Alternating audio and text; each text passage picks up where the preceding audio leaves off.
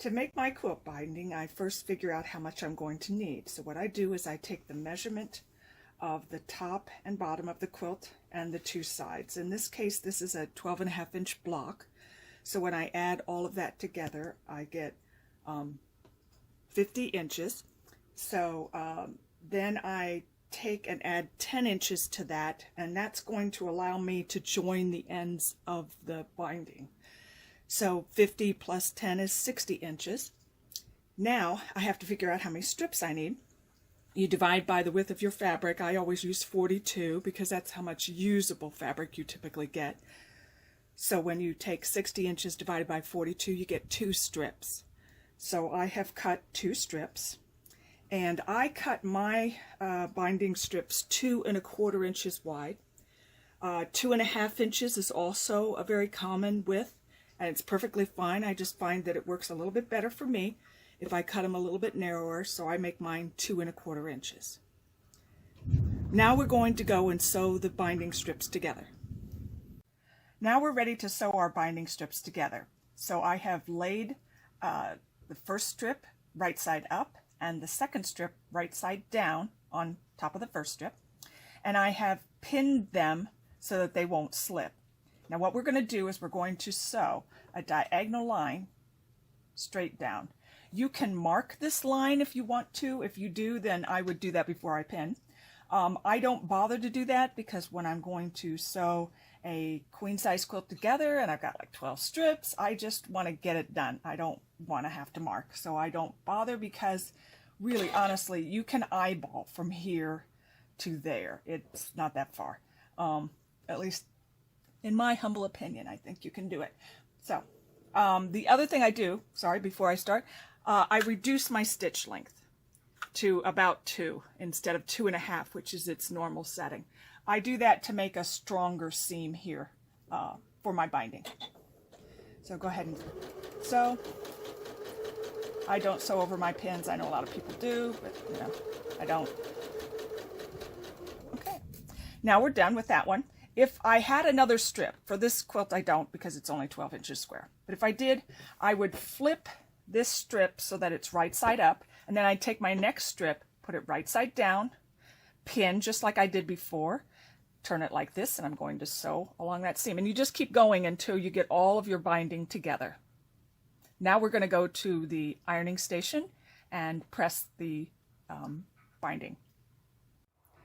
So now we've sewn together our strips, our binding strips, and then you come over to the pressing station to press. But before you do, you're going to cut your seam allowance, trim it. I trim it to about, I guess that's 3/8, a little bit bigger than 1/4, but whatever. And then I like to press open my seam because it will lie flat and be just a little bit thinner to sew through, not quite so much bulk. So you will continue to do that with every seam that you have, but this, I only have 2 binding strips, so that's not much to do. And then you're going to press your binding in half. This is called double fold binding. It makes for a very strong finish that will wear and last well for your quilt. It's what most people do, so that's probably best. I do not make, this is straight binding, by the way. This is not bias binding. That would be the subject of another video, and you need bias binding mostly if you have a scallop or curved edge on your quilt. You're going to need bias to stretch. It is a stronger binding, so you can opt to make bias binding each time. You will need a lot more fabric to make bias binding, so keep that in mind. Anyway, so this is straight double fold binding. So now that you have it pressed, it's time to put it on your quilt. So we're at our sewing machine. I always start on the side of the quilt rather than the top or the bottom, because I think the start-stop point is a little bit less visible that way, but you pick wherever you want to start. you're going to leave about 6 inches. That's the tail, and that's for joining. And that's regardless of the size of the quilt. You're going to need about 6 inches. So I'm just going to start somewhere down here. I have my 1/4 inch foot on my machine, and I'm going to, well, actually this is not the 1/4 inch foot for the Janome, but I like to use it because I can judge a 1/4 inch really well and I can see better. So this is what I use. It's the A foot.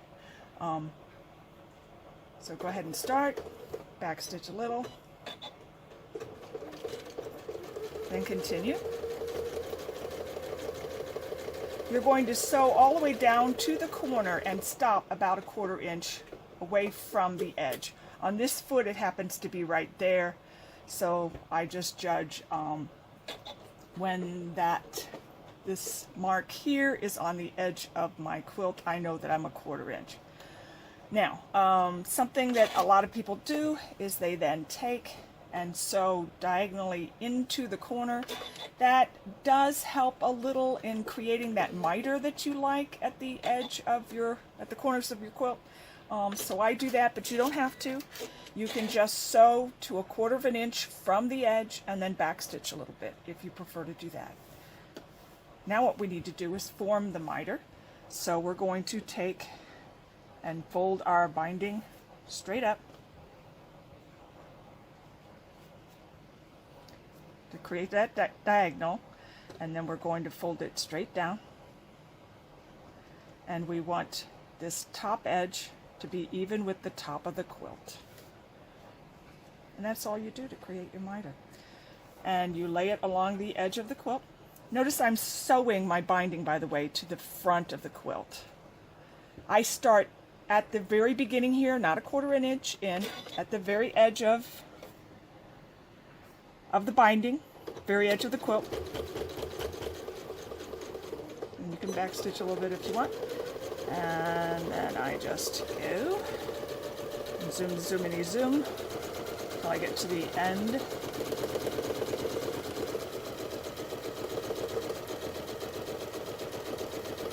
Till I get to the next 1/4. And again, I'm going to sew until I get to a 1/4 inch from the edge. Oh, and you can backstitch at that point, or like I did earlier, you can lift up and sew diagonally into that corner. So we'll repeat this all the way around, and then I'll show you how to join your edges. So here I am sewing the final side, and I'm about 6 inches or whatever from the place where I started. So I'm gonna backstitch and cut my threads.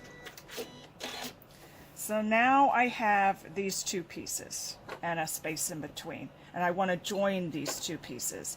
So what I do is I pick a place. I take the first end and I pick a place, somewhere in the center, and I cut that off. Wonk. Then I take the other piece. Let's see, first I just lay this, and notice I wasn't too straight, but it's okay. I lay my ruler on that right at the edge, lay this on top, and I'm going to cut the same width as my binding. My binding is 2 1/4, so I'm gonna cut lop at 2 1/4. So now I have the 2 pieces. They overlap by the width of your binding, which in my case is 2 1/4. So now what I take the first binding and I open it up. There. Then I take the second binding and I'm going to put right sides together. So to do that, I'm going to twist it just once. It's like this. So I twist it just once, open it up, and I've got right sides together. Now, because it is twisted and because this is a little tight space, I kind of didn't exactly leave 6 inches. I will pin, because I don't want these things to slip.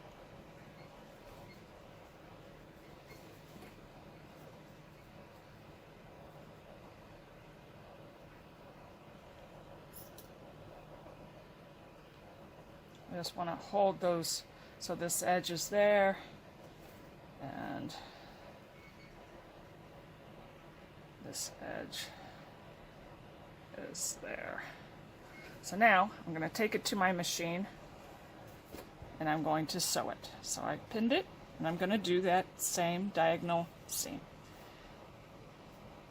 And you kind of end up folding your quilt a bit to get it to lay flat enough so that you can sew this final seam. Yeah. Of course, for video, it's always fun.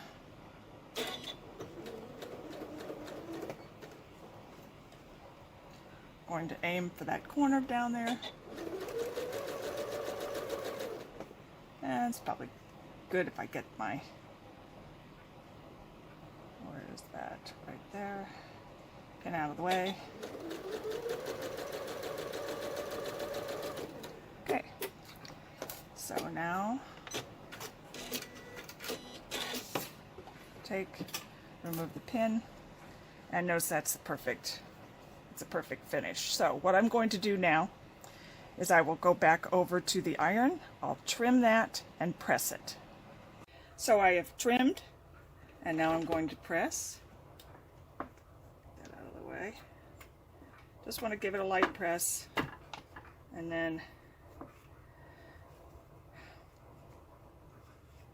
flip it back onto your quilt. And then I always press it too. Nice and flat. So now I'm going to just sew this final seam here. And then my quilt binding will be attached to my quilt, and it'll have a nice finish, and you won't be able to see where it began and ended. So now all I have to do is sew this last seam.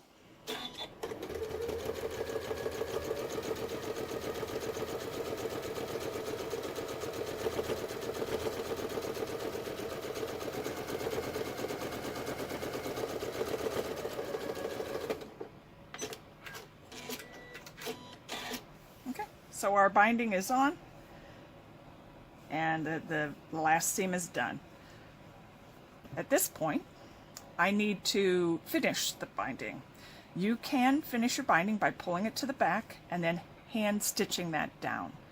But let me pull it to the back and clip it, pin it, and then show you how to finish it by machine.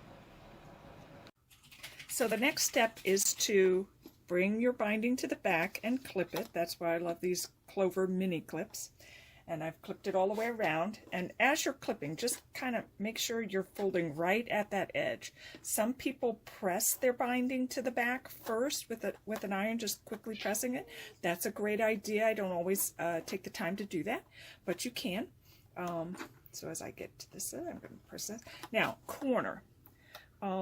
You want to get a miter. So I usually use my fingernail to help me do that. You just want to bring it straight out like that, and then straight back, and you'll get that mitered corner. And then I usually pin it in the corner just to kind of help it, because that will also increase the fabric memory and make it kind of stick like that. Now we're ready to sew it down. Here's where the magic is.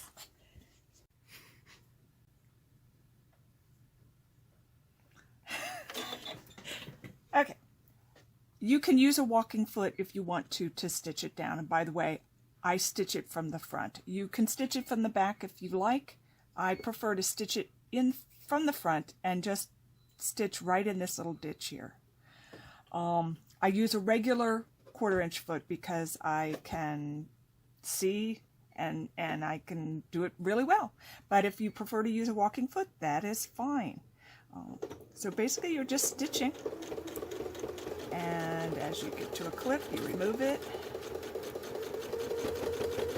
Let me stitch down to the corner and I'll show you what happens there.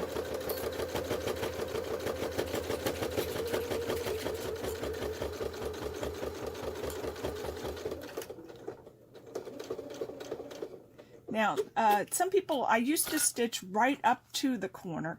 I like to take maybe one step in, because that will help catch that miter on the back maybe just a little bit better.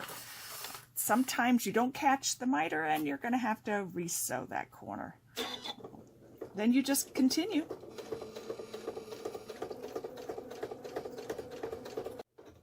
So here I am sewing the last little bit.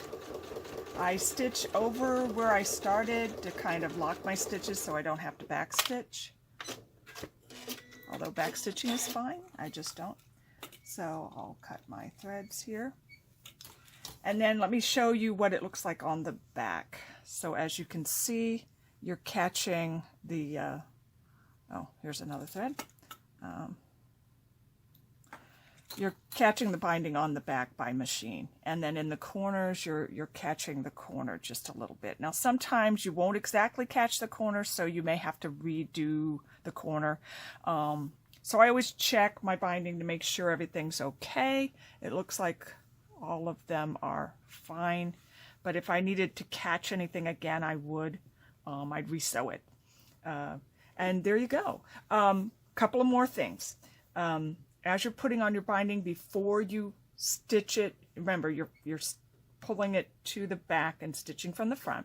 But before you do that, if you're going to put on a hanging sleeve, you might want to go ahead and do that, because then you can catch the top of the hanging sleeve on the top of your, under your binding.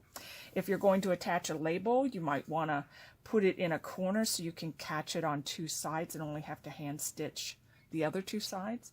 And again, I have nothing, I love handwork. For years and years and years, I would stitch my bindings down. But I find that I am more productive. I can get quilts done more quickly if I use a machine technique. And that's why I wanted to share that with you today. So I hope you enjoyed it, and thanks for stopping by.